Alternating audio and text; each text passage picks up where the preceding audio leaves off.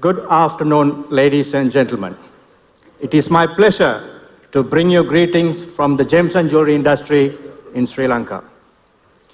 Have you ever wondered that there are more people living on earth than ever lived? Do we realize that there is far greater wealth in today's world than ever before? According to the Global Wealth Report published by Credit Suisse, the aggregate global wealth stood at $317 trillion as at end of 2018, 40% of which was contributed by women. Do we see the vast market potential here? Yet, if we speak to many of our senior members in the industry, often one comment we hear is that those were the days. So much so that many of their children have been attracted to take up careers in other industries. Just about a year ago, the Forbes magazine ran an article titled "The 5 Sectors the Millennials Are Likely to Kill Off." Among sectors like movie theaters, cable TV, breakfast cereals, diamonds and gemstones were also on the list.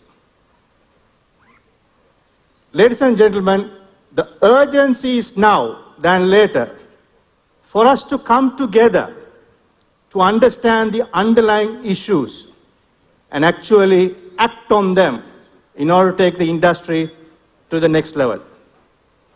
I am delighted to present to you perspectives and propositions across 3 paradigms. How we can regain the relevancy of colored stones in the minds of today's generations. How we can reinforce the position of colored stones as a truly investable product. And how the Sri Lankan industry is gearing up to contribute to this proposed paradigm shift.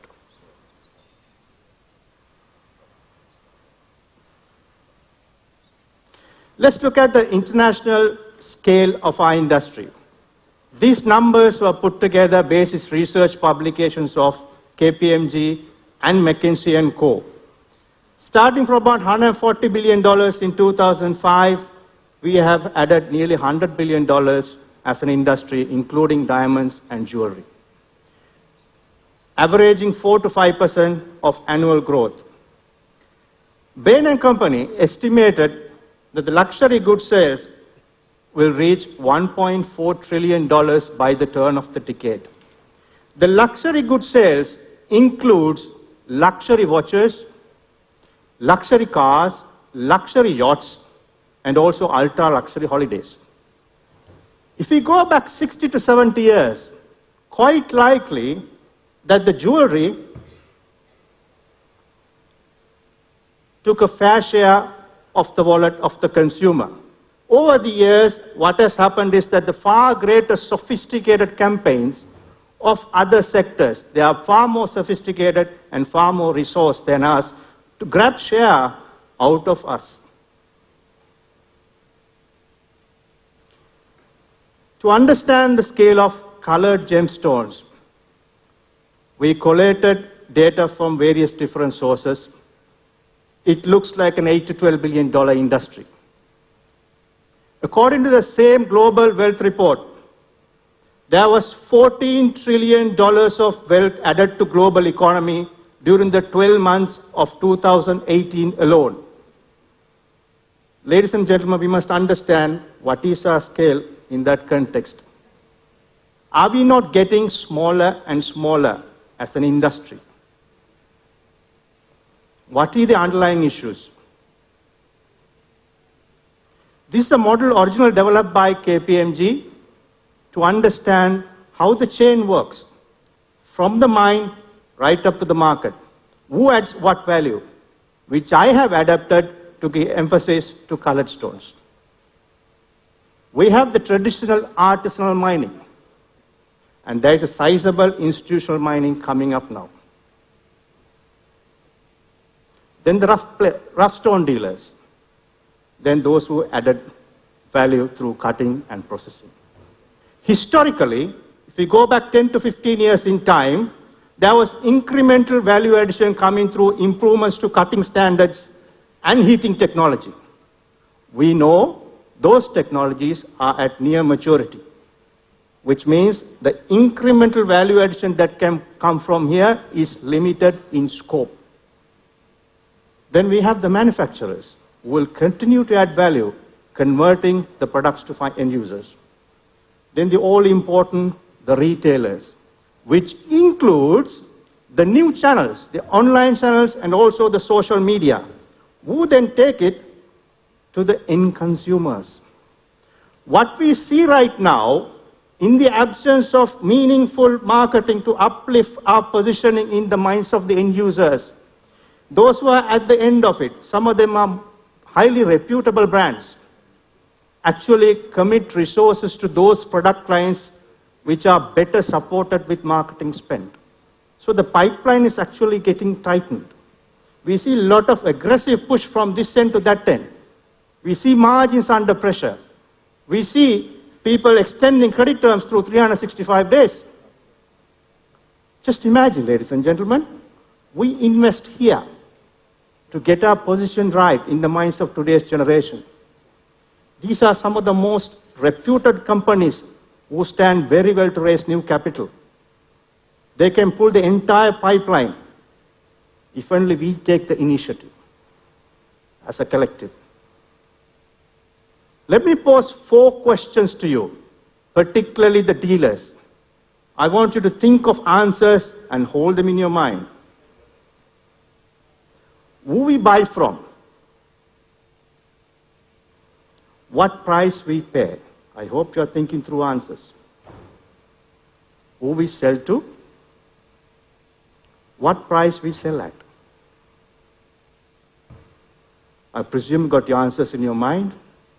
What if I now ask you to jot them down on a piece of paper and hand it over to the next table? Literally, you are handing over a good part of your business, right?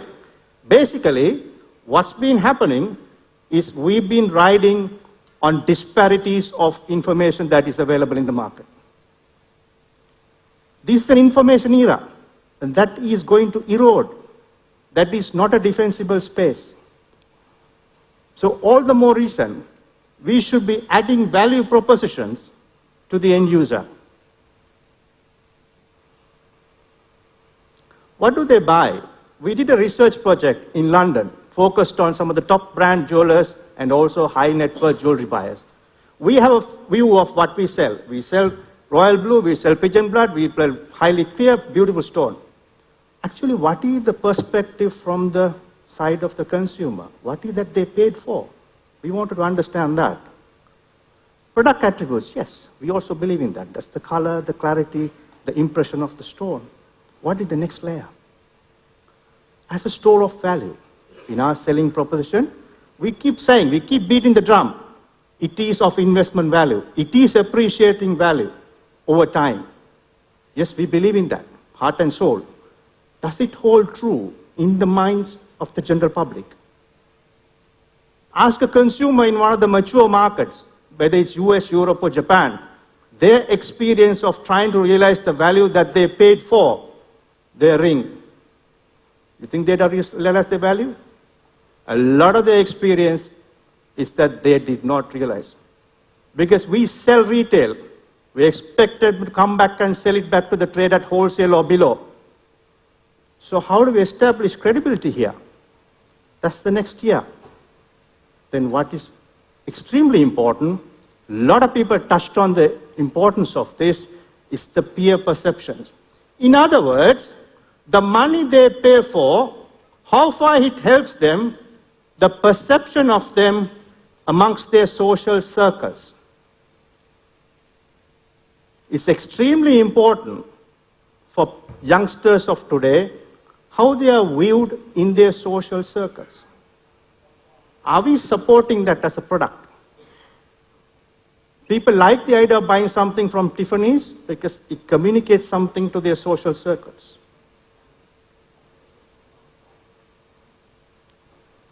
Who are we trying to sell today? Today's generations.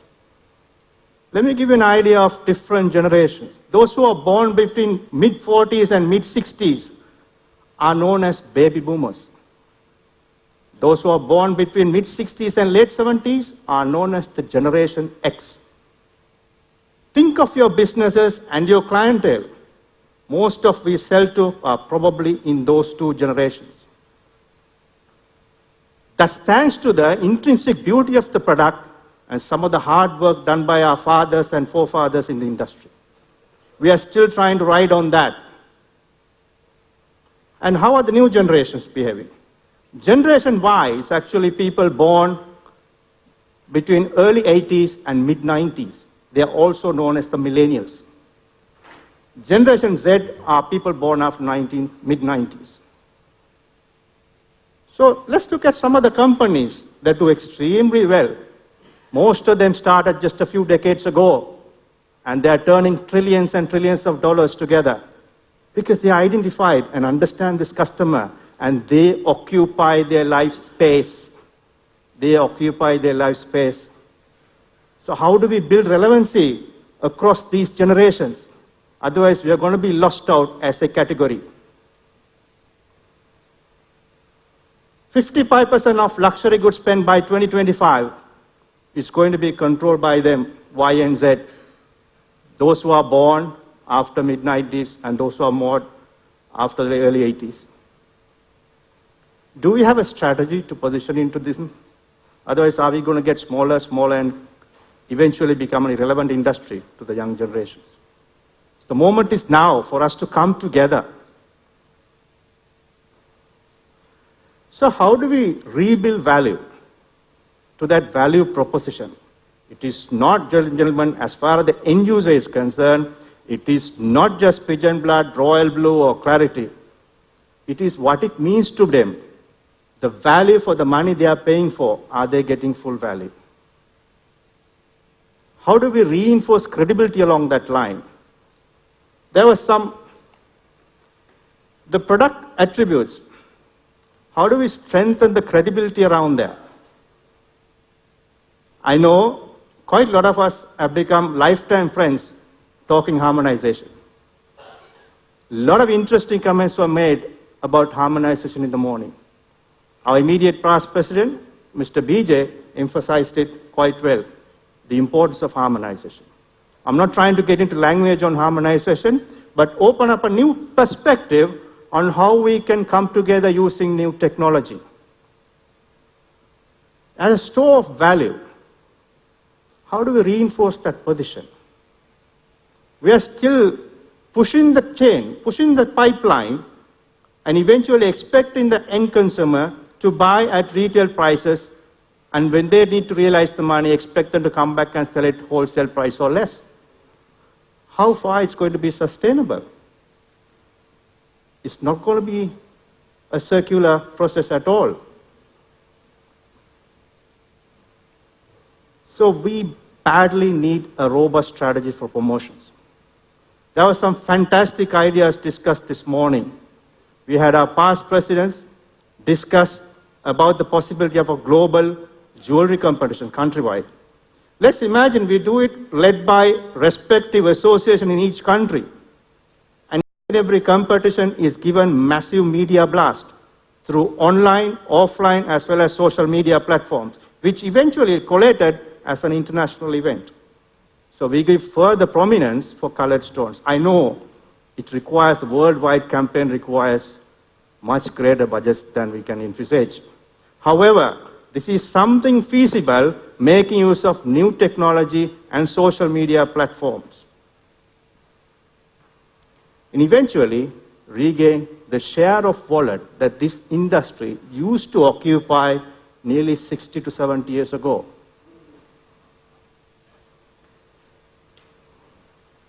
So how do we bring together our labs making use of new technology?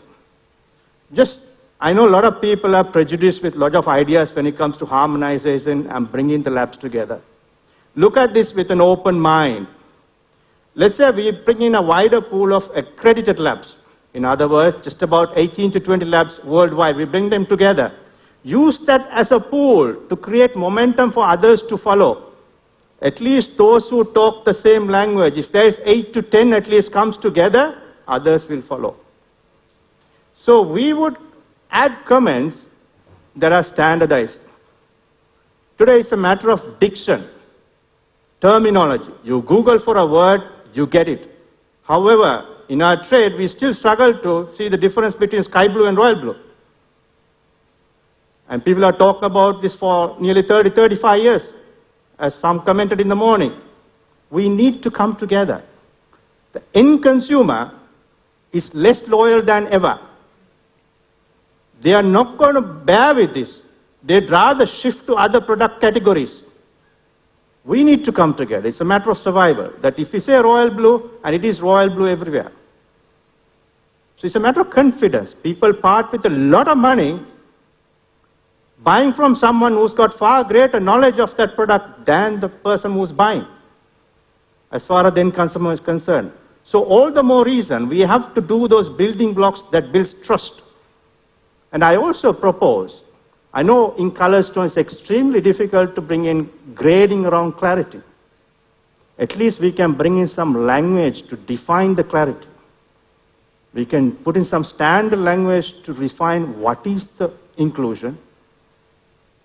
We can bring about some language to define the location of the inclusion and also the extent of the inclusion.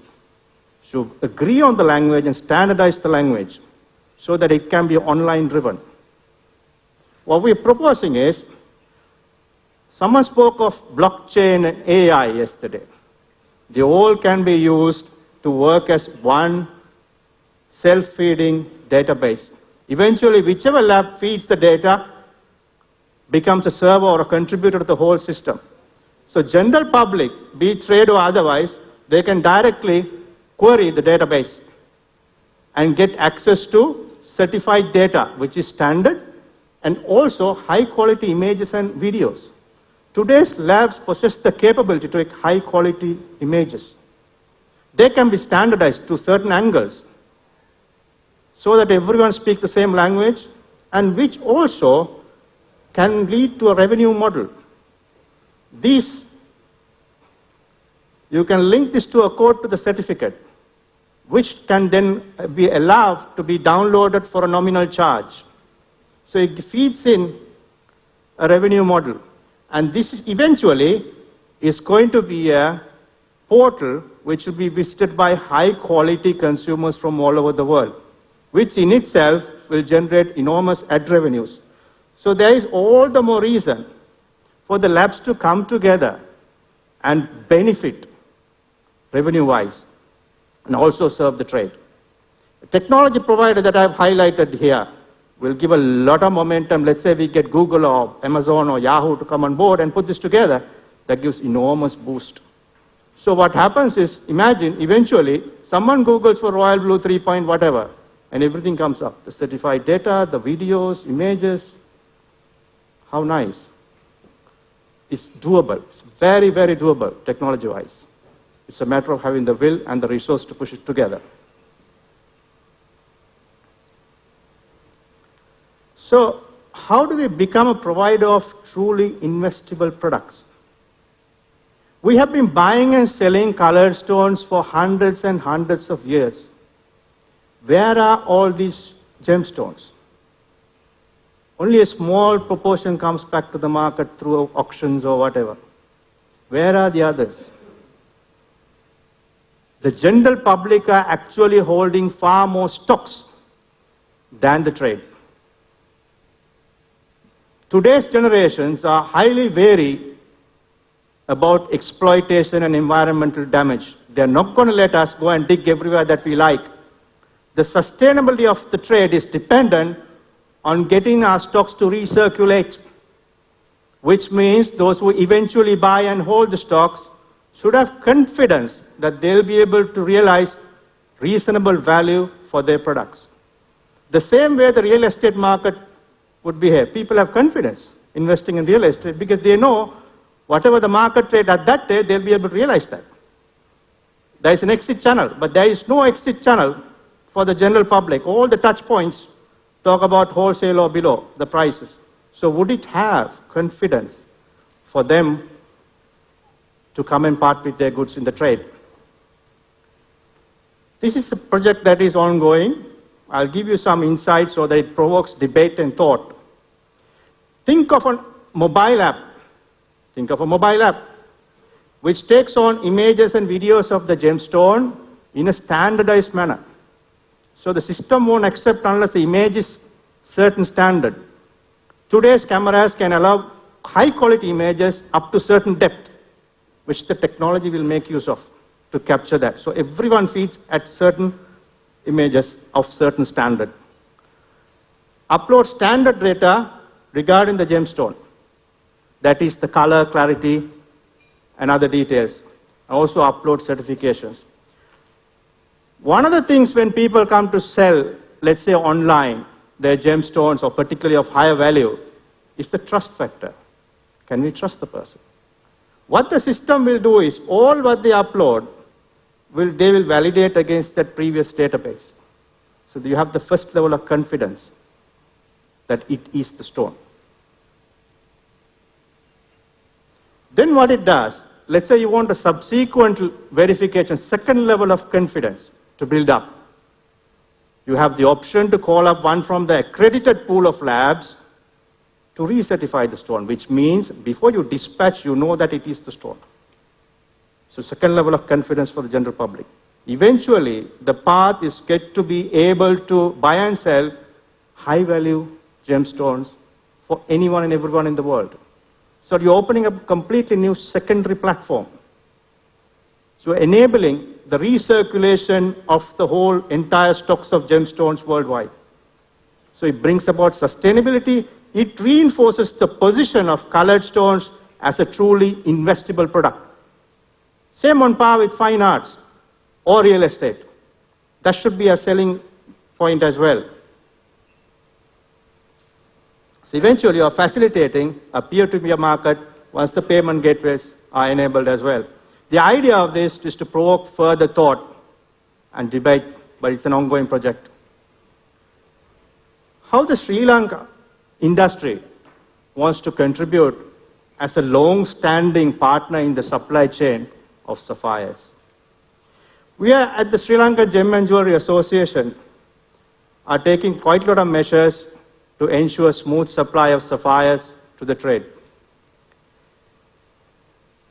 Sri Lanka is gifted with so much of gemstones, sapphire-bearing lands. What we want to do is actually encourage sustainable mining of lands. Thanks to initiatives taken by the Sri Lanka Gem and Jewelry Association and the Ratnapura Association, the gem mining licenses are issued only on taking deposits adequate to restore that land back to its original form.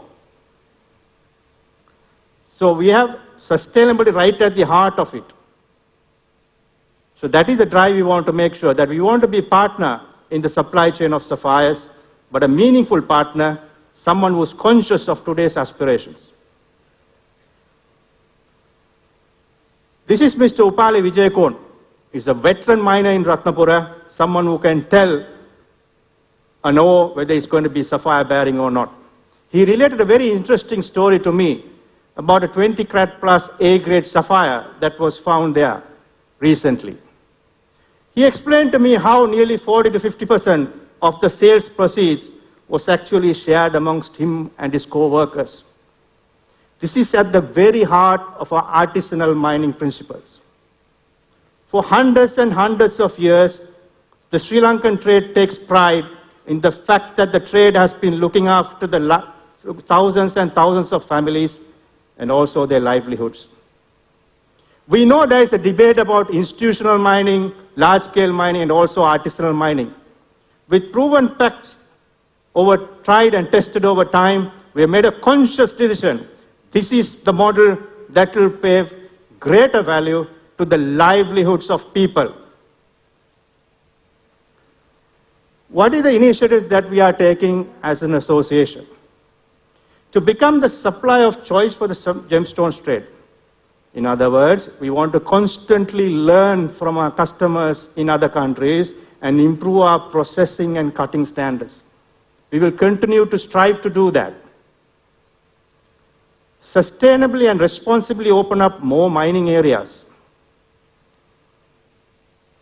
Easing of regulations and export procedures to enable much speedier response to global inquiries. Today is an era of on-demand supplies. People, whenever they have an inquiry in New York, Paris, or Bangkok, they want to be able to get the stone next day. Unfortunately, due to some regulatory obstacles, we take quite a bit of time to ship an item, which we are working on. Then quite importantly, we want to collaborate on promotional activities. We think this has to be a collective initiative. Everyone understands the urgency and significance of a category-wise promotional strategy. However, people are wary of the restriction of available resources, which is something we can get together and work on.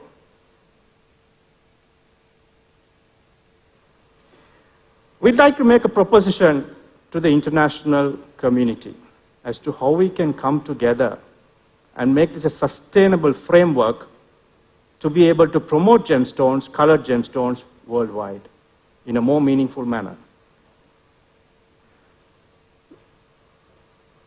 Let's think of ICA as the coordinating body on this. We pulled together top 20 dealers of colored gemstones from each relevant country. They are extremely important in terms of financial backing and also expertise to sustain this. Eventually, when the market takes off, they will be the first to benefit because they are highly organized and well-managed businesses. When they take the lead, rest of the chain will benefit as well. Talent from other luxury goods sectors must be brought in because they are way ahead in terms of sophistication. Take the luxury handbags, luxury watches. They are way ahead. There are quite a lot we can learn from them.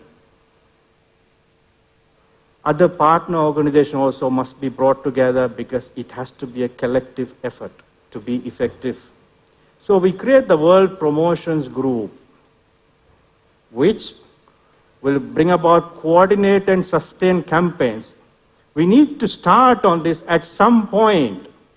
Otherwise, we keep talking for decades and decades. Come 20 years' time, we may become an industry of the past. We know things are getting smaller and smaller for our industry. It's tighter and tighter.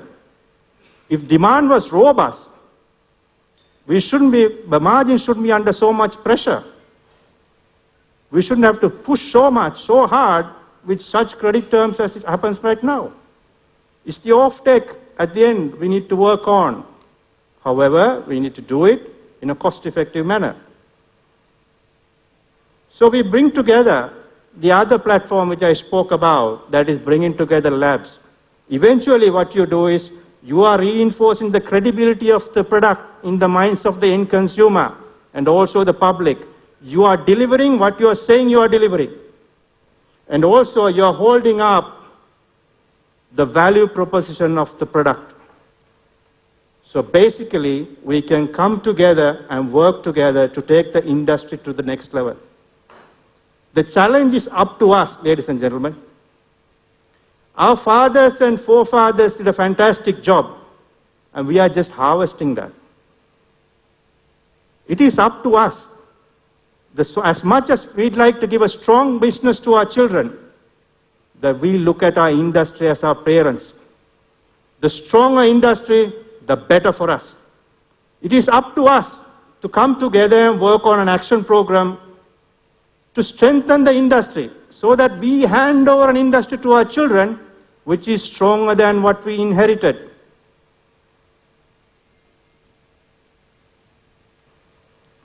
So this is the lighter side of the industry. What I'm trying to stress is that the worldwide consumers will strive and endeavor for colors. The challenge is up to us to fit into those aspirations and continue to be able to do so. Good luck, ladies and gentlemen.